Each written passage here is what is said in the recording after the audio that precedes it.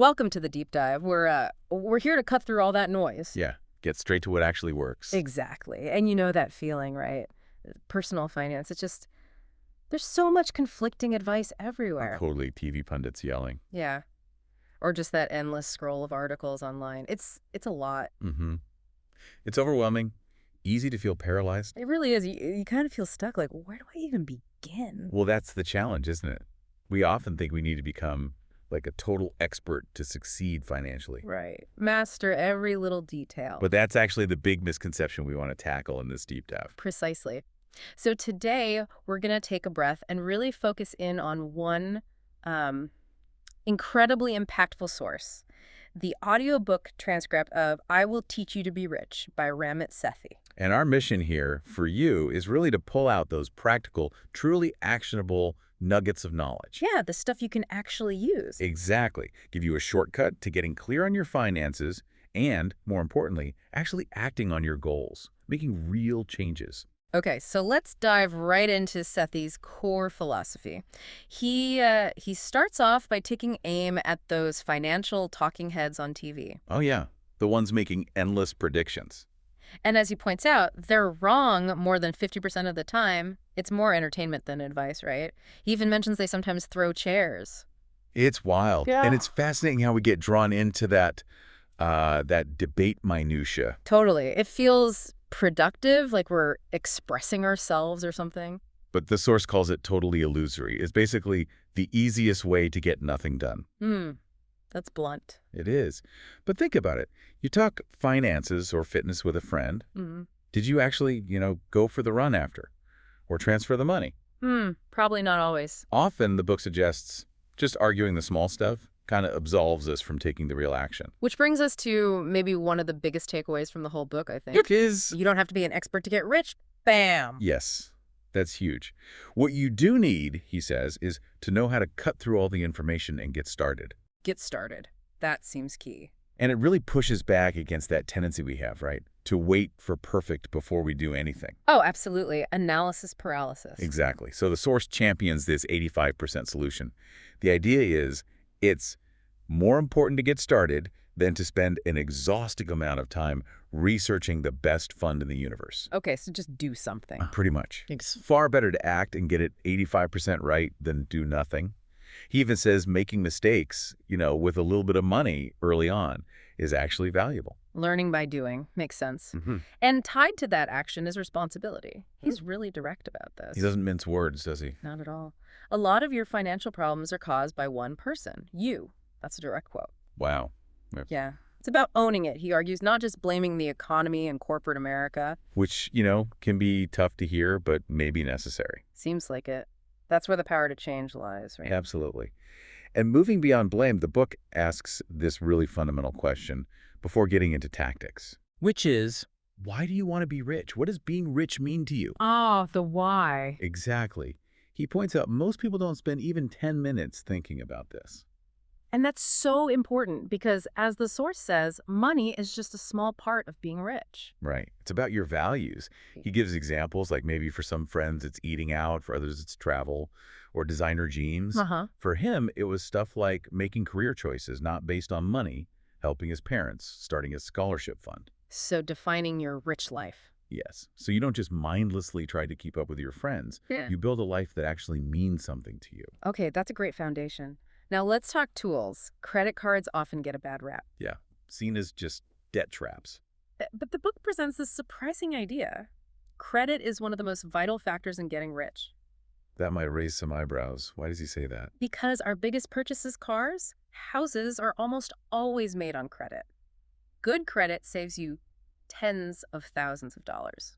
Okay, that makes sense. It's not just avoiding bad debt. It's about leveraging good credit, like your credit score, your FICO score. Right, that number between 395 and 850. Yeah, the lender's Cliff's notes on you. Yeah. A good score directly means lower interest rates. Think about a mortgage. A high score could save you hundreds of thousands of dollars. Hundreds of thousands. That's definitely a big win, as he calls it. Way bigger than cutting lattes. For sure. So how do we manage them well? Let's break down the mistakes. Okay, the biggest one seems to be minimum payments. The hidden cost. Uh-oh. How bad is it? Well, he gives an example. A $12,250 iPod Ends up costing almost 20% more if you only pay the minimum. Wow. And a $10,000 purchase. Paying minimums could take more than 13 years and cost you more than $4,000 in interest alone. Yikes. 13 years. But if you pay in full each month, they become amazing tools. He calls them a delightful gift from heaven. Ugh, quite the contrast. Yeah. Free short-term loan, warranty extensions, car rental insurance, lots of perks. Okay, so paying in full is rule number 1. What else? The book has 6 commandments. It does. Number 1, as we said, pay bills on time. This is huge. By far the most important thing is like 35% of your credit score. And missing just one payment can tank your score. By over 100 points, potentially. Yeah. And it can trigger higher APRs, even on your other cards, up to 30%. Ouch. Okay, rule 1, pay on time. What's 2? Second, get all fees waived. Call your card company, ask them to waive annual fees, service fees, even late fees. Does that actually work? Apparently, yes. The book gives scripts. Banks often agree because it costs them a lot, over $200 to get a new customer. They want to keep you. Good tip. Okay, third? Third, negotiate a lower APR. Even if you pay in full, he says it's low-hanging fruit. Just call and ask. Can't hurt to try. Number 4. Fourth, keep cards for a long time and active. Lenders like seeing a long credit history, so don't just close old accounts, especially if you're debt-free. Keep them active with maybe a small recurring bill. Interesting. Okay, 5th commandment. This one sounds weird. Fifth, get more credit. Only if debt-free. Yeah, counterintuitive, right? Totally. Why would you do that? It improves your credit utilization rate. That's your total debt divided by your total available credit. And that ratio is 30% of your score. Ah, so having more available credit makes your existing debt look smaller percentage-wise. Exactly. A lower rate is better, but again, only if you're debt-free and responsible. Got it. And the last one, number 6. Sixth, use rewards. Pick cards with rewards you'll actually use. Travel points, cash back, whatever works for you, and make them work for you. Makes sense. Maximize the benefits if you're playing the game right. But he also warns against chasing schemes like 0% transfer games. Calls them a moronic distraction, I think. Yeah. And those retail store cards, he's pretty harsh on those. Says they might as well have "you are a dumbass" written on them. Okay, then. Strong opinion. The main point is focus on responsible long-term management. That gives far greater returns than any short-term gimmick. Build that solid foundation. Right. Build slowly, build smart. Okay, so that's credit. What about banks? How do we beat them at their own game? The book says they rake it in. Oh, yeah. They lend your money out at much higher rates than they pay you in interest. That's the basic model. Plus fees. Lots of fees, especially overdraft fees. Ugh, overdrafts. The book mentions they pulled in over $10 billion in 2006 just from those. $10 billion, that's insane. And one fee is like, what, $30? Around that, yeah. Yeah. And you can get hit multiple times a day. One overdraft can literally wipe out your interest for the entire year. He tells a story about a friend, right? Racked up hundreds in fees. Yeah, more than $400 in overdraft fees just from not paying attention. It's a silent killer for your savings. So what's the smart move for us? What should you do? Prioritize accounts with no fees and no minimum balance requirements, especially high-yield online savings accounts. Right, those often paying way more interest, like 2.5 to 5% versus maybe 0.5% at a big brick-and-mortar bank. Exactly. That difference really adds up. The slight hassle of waiting a day or two to transfer funds is usually worth it. Okay, so online savings for higher interest. And why have both checking and savings? The psychological separation is really key.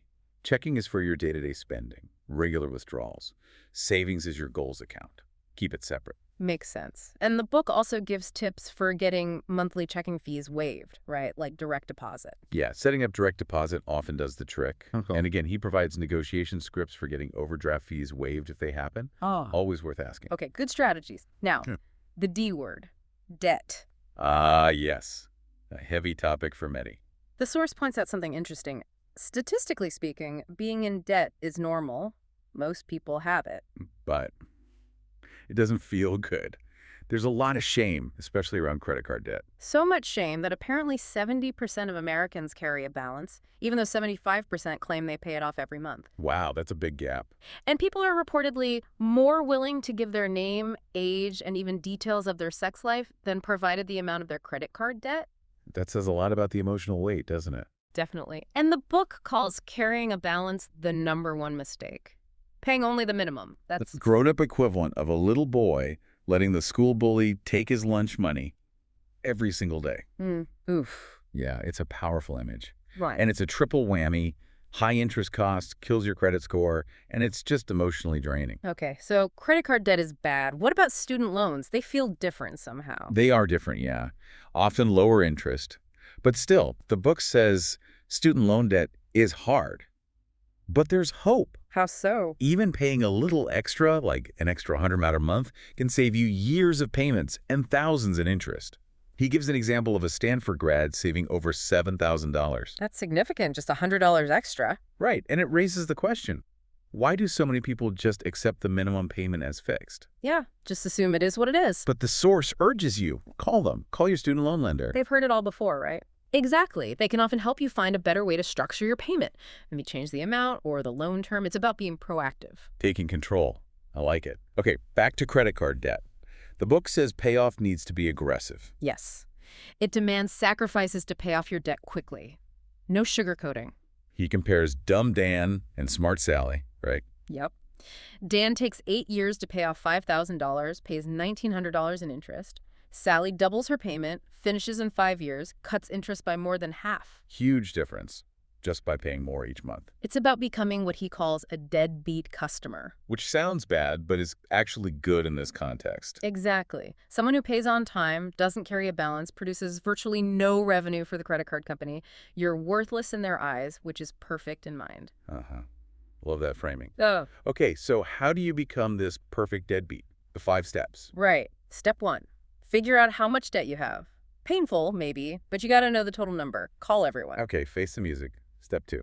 Step 2. Decide what to pay off first. 2 main methods. The standard method, highest interest rate APR first, which saves the most money. Mathematically optimal. Or the Dave Ramsey snowball method, smallest balance first, which gives quick psychological wins. More motivating for some people. The book says just pick one method and do it. Don't get stuck deciding. Good advice. Step 3. Step 3, negotiate down the APR. Again, call your card companies. Use the scripts. It works surprisingly often. Persistence pays off. Step 4. Step 4, decide where the money will come from. And not from risky places like balance transfers, just a Band-Aid, or tapping your 401k or home equity. So where does it come from? The most sustainable way is reducing spending and prioritizing debt. Focus on where that next $100 is going, cut costs, earn more, whatever it takes. Makes sense. Hard work, but sustainable. And step 5. Step 5, get started within the coming week. Apply the 85% solution again. Don't overthink it. Just start paying it down aggressively. Take action. Okay, so once the debt's under control, automation. Yes. This is a huge theme. Why manage money manually when you can do less and less work as you go through your life? Set it and forget it. Exactly. The book insists the only sure way to build wealth over your lifetime is to get your plan on autopilot. David Bach says you can set it up in less than an hour. Less than an hour. That's appealing. The goal is to free up your mental energy, right? Once it's automated, money just will be shunted from your checking account right into the appropriate accounts without you even thinking about it. Allowing you to focus on living your life Yeah. instead of worrying about your money. That sounds pretty good. It really does. So how does this automated system look? It's based on 4 buckets for your take-home pay. Okay, what are the buckets? Bucket 1, fixed costs, about 50–60% of your pay, covers rent, utilities, essential loan payments, that kind of stuff. The necessities. Got it. Bucket 2, long-term investments, around 10%. This goes straight to your 401k, Roth IRA, things like that. Paying your future self first. Nice. Bucket 3. Bucket 3, savings goals, maybe 5–10%. This is for shorter-term stuff gifts, a new laptop, or mid-term like a wedding, or long-term like a house down payment. So specific goals you're saving for. Exactly. And bucket 4, this is the fun one, guilt-free spending money, about 20–35%. Guilt-free. Totally. This money is for whatever you want. Restaurants, movies, hobbies, absolutely no guilt allowed because you've already handled your responsibilities. I like the sound of that. Yeah. How do you actually make those percentages work? Seems tricky. It goes back to that next $100 principle. You consciously decide where each dollar fits. The book uses an example, Michelle, showing how her paycheck automatically flows. Right into investment, savings, bill payments, and then her spending account. Exactly. All automated. Minimal monthly effort needed once it's set up. That sounds powerful. And it connects to the idea of conscious spending, not just deprivation. Yes, frugality isn't about misery. It's about choosing the things you love enough to spend extravagantly on. And then cutting costs mercilessly on the things you don't love. Love that definition. It's about making active choices. Because, as the book notes, social pressure, the Sex and the City effect, can invisibly push us away from being frugal. Keeping up with the Joneses, or the Careys, I guess. Huh. Yeah. But he gives examples of people who are conscious spenders. Different incomes, but they prioritize. They automate savings and investments first. And then spend guilt-free on what matters to them. Like the guy spending $21,000 a year going out. Exactly. Because that was his priority. He skipped fancy vacations and apartment stuff. It was a conscious choice. So the key takeaway for you, the listener, isn't cutting tiny things like lattes necessarily. Nope. Focus on the big wins. Find the one or two biggest expenses where cutting back will make a real difference, like maybe dining out or subscriptions you don't use. The book mentions Brian, who saved hundreds by tackling debt, canceling stuff, and eating out less. Yeah. But set realistic goals. You want sustainable change, not burnout from trying to do too much too fast. That's crucial. And saving should have a purpose, right? A specific goal. Definitely. House, kids' education, travel, whatever motivates you. Naming your savings accounts helps too, apparently. Down payment account. Makes it feel more real, like you're closing in on your goal. Okay, we've covered saving, debt, automation. Now, investing. This section might surprise some people. How so? What's the controversial idea? That financial experts are often no better than amateurs. And sometimes often worse. Whoa. Okay, he's saying you can do better on your own. That's the claim. Most people can earn more than the so-called experts by investing on their own. Why? What's the reasoning? Well, first, experts can't guess where the market goes any better than anyone else. Many managed funds underperform the market average. And things like survivorship bias make fund ratings look better than they are. Exactly. You only see the funds that survive, not the ones that failed. Plus, commission-based advisors might push you into expensive, bloated funds. So the message is empowerment. Being rich is within your control. Seems like it. And a key part of that control is understanding compounding. Ugh. The eighth wonder of the world, supposedly. Yeah. Mankind's greatest invention, the book calls it. Yep. The example is powerful. $1,000 invested at age 25, earning 8% a year, becomes $21,000 by age 65. Compared to what in a savings account? Maybe $3,300 at 3% interest. The difference is huge. Waiting just a few years can cost you tens of thousands of dollars. Makes you think, doesn't it? What if you had started investing $10 per week 5 years ago? You'd have thousands more now. The clear message: don't wait. The next best time to invest is today. Okay, so how should you invest? What's the secret weapon? Automatic investing? Simple as that. It's recommended by everyone from Nobel laureates to Warren Buffett. So not about timing the market or picking hot stocks? Nope. It's about setting up your allocation, how your money is divided, and then automating regular investments. You can sit and watch TV while growing your money. Sounds pretty zen. How does it work so well? Two main reasons. Lower expenses. You save a ton on fees and taxes over the years. And it outperforms most investors because it takes emotion out of it. Right, removes the panic selling or greedy buying. Exactly. You're essentially tricking yourself into investing because it requires no work from you. It's Zen investing for people who have real lives. I like that. But what about when the market tanks? That's scary. That's the test. An automatic investor sees a downturn as getting shares on sale. You just keep buying automatically. Like Buffett says. Be fearful when others are greedy and greedy when others are fearful. Precisely. And remember, the book stresses investing is not about picking stocks. That's a huge misconception. It's about asset allocation, the mix of different investment types. Yes. That mix determines most of your portfolio's volatility, not the specific stocks or funds within it. Okay, so how do you set up this automatic investing? The book is a ladder. Yeah, a priority list. Right. First rung, 401k match. Get your full employer match. It's free money. Don't leave it on the table. Absolutely critical. Second, pay off credit card debt. We covered that high interest debt kills returns. right. Third rung. Third, open Roth IRA. Great tax-advantaged account. You invest post-tax money, but it grows tax-free, and you can usually withdraw your contributions later without penalty. Flexible. Okay, fourth. Fourth, max out 401k. If you can, contribute the yearly maximum to get more tax-deferred growth. Go beyond the match. And fifth. Fifth, Open taxable investment account. Once you've maxed out your tax-advantaged options, you can invest more here. Okay, that's the where to put it ladder. How about the what to invest in? Two main paths. Yep. The super simple 85% solution is life cycle funds, also called target date retirement funds. Ah, those single funds that adjust automatically over time. Exactly. They start more aggressive, more stocks when you're young, and get more conservative, more bonds as you near retirement. You literally set it and forget it, maybe check it once a year. Dead simple. What's the other option? For the control freaks. Huh. For the type A nerd, as he calls them, you can construct your own portfolio using index funds. Low-cost funds that track a market index like the S&P 500. Right. The key is building a balanced asset allocation.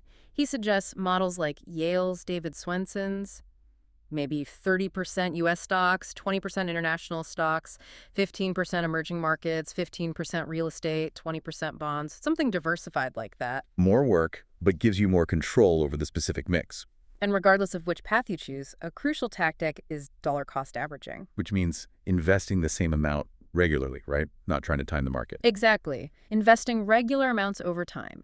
If the market dips, your fixed amount buys more shares at a discount price. Automate this. Smart. Takes timing out of the equation. And if you build your own portfolio, you need to rebalance. Yeah, probably once a year, just sell some winners and buy some losers to get back to your target allocation. Life cycle funds do this automatically, which is another plus for them. Got it. And taxes. Don't worry too much when young. Basically, you pay taxes only if you make money. Yeah. Focus on growth and tax-deferred accounts first. Don't let Uncle Sam make your investment decisions early on. Makes sense. So when do you sell these index or life cycle funds? Rarely. Only if you reach a specific goal or if an entire industry is fundamentally obsolete. His example is cassette-playing Walkmans. Huh. Okay. But don't sell just because the market dips. Definitely not. Don't sell out of fear. Hold for the long term. Okay, so the system is set up, it's automated, Yeah, but you need to feed it, right? absolutely. Your system is only as strong as the amount you put in it. Every dollar invested today grows. Every dollar you invest today will be worth many more tomorrow. So finding more money to invest is key. How? Optimize your spending. Bargain hard on major purchases like cars and houses. Cut your expenses ruthlessly on things you don't value. And the other side of the coin, earn more. Yes, don't forget about negotiating a higher salary or getting a higher paying job. Yeah. That can make a huge difference. Right. And while the system runs, ignore the day-to-day drama. Totally. Ignore the noise, those heart-pounding stock reports, friends giving bad advice based on fear. Tune it out. Your automated system lets you focus on the things you love instead of stressing about market swings. He even suggests you resist logging into your investment account more than once a month. Out of sight, out of mind. Good discipline. Okay, let's talk about those big wins, major purchases. Cars and houses. Yeah, this is where people often make mistakes, but also where you can save massive amounts of money. Like $2,000 on a car or $40,000 on a house. Huge potential savings. But most people don't comparison shop, they overpay, and then weirdly, they think they got a good deal. It's easy to get emotional about big purchases. So cars first. What's the key? The most important factor is how long you keep the car before selling it. Aim for more than 10 years. Buy and hold, basically, and don't lease. Right. Leasing nearly always benefits the dealer, not you. Better to buy, usually used, and keep it long term. And when buying, negotiate mercilessly. Yes. Know the dealer's invoice price. Use services like Fighting Chance he mentions, $39.95 to get that info. Then make dealers compete for your business, maybe via fax or email bidding wars. Be prepared, do your homework, and maintain the car well. Keep records. Good maintenance helps you charge more when you eventually sell it. Smart. Okay, what about houses? Even bigger deal. The most complicated and significant purchase, he says you need to be an expert on the process, the tricks, the common mistakes. And the mindset should be home first, investment second. Exactly. Houses are primarily for living in, not for making huge cash gains. Don't bank on appreciation alone. He also throws in some surprising wedding math. Yeah, just to illustrate how big expenses sneak up. Average wedding, $28,000. For a 25-year-old, that means saving $1,000 a month to pay for it without debt. Highlights the disconnect, the hypocrisy sometimes between big dreams and financial planning. Wow. Puts it perspective. So for future big costs, like kids or weddings, plan ahead. Yes. First, acknowledge that you're probably not being realistic about how much things will cost. Be honest with yourself. Then force yourself to be realistic. And set up those automatic savings plans specifically for those big future goals. Plan proactively. Makes sense. Okay, last big topic. Increasing income. The fun part. Maybe, beyond cutting costs, the source emphasizes earn more. And the fastest legal way to make money. Negotiating your salary at a new job. Bingo! Even a small $1,000 or $2,000 increase can mean many times that over your career due to compounding and future raises based on that higher base. That's powerful.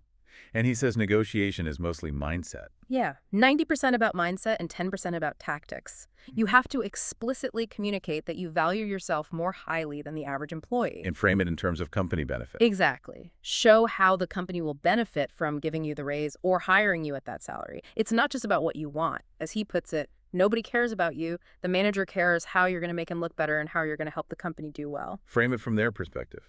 Yeah. Makes sense. The book shares Rachel's story. She got a big raise. A huge 28% raise by doing her homework, researching the company, crafting proposals, networking, and practicing the negotiation itself. What were the key tactics she used? Having another job offer is often the strongest leverage. Being prepared with salary data and a plan for the role. Having a toolbox of negotiating tricks, knowing your accomplishments, negotiating non-salary perks too. And being cooperative, not confrontational. Right, cooperative, not adversarial. And critically, practicing the conversation beforehand, negotiating with multiple friends. Practice makes perfect, or at least less awkward. So, you get the raise. Then what? Then you celebrate a little and then get smart. Don't just let lifestyle inflation eat it all up. Resist the urge to spend it all. Yes. Instead, automatically transfer that amount from your checking account to your savings account each time you're paid. Use it to accelerate debt payoff, boost savings, or increase investments. Be like Warren Buffett. Resist lifestyle creep. Smart. So that really covers the core system. We've gone through a lot. We really have. Understanding the noise versus action, the 85% solution, getting credit and banking right, tackling debt, automating everything, investing smartly. Plus handling big purchases and boosting your income. It's a comprehensive path. And the key message for you listening is that you can do this. The source stresses you control exactly what happens to you and your money over the long term. It really boils down to taking action. So our final thought for you, knowing that getting started is more important than becoming an expert. What is one small, specific, actionable step you will commit to taking today? Maybe setting up one automatic transfer.